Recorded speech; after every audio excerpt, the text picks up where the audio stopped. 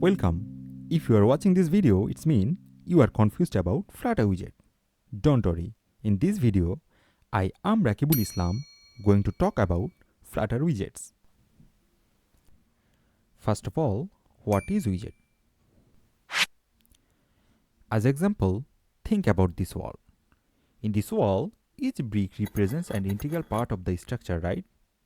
Similar in Flutter application. Whatever you see in our UI are the collections of widgets.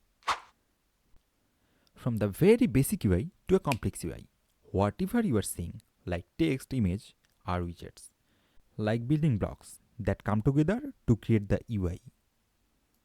If we talk about this basic screen, first of all, we have a text widget, then we have image, then two text field, and a button.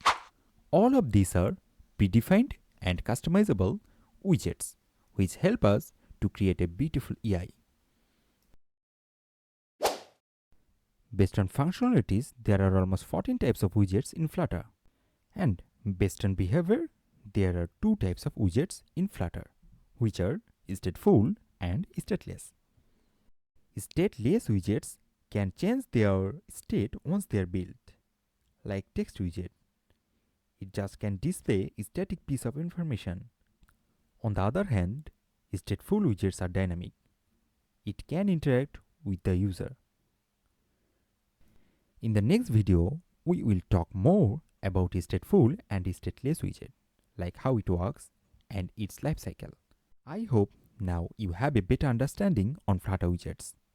Hit the like button if you like the video and subscribe if you want more videos like this.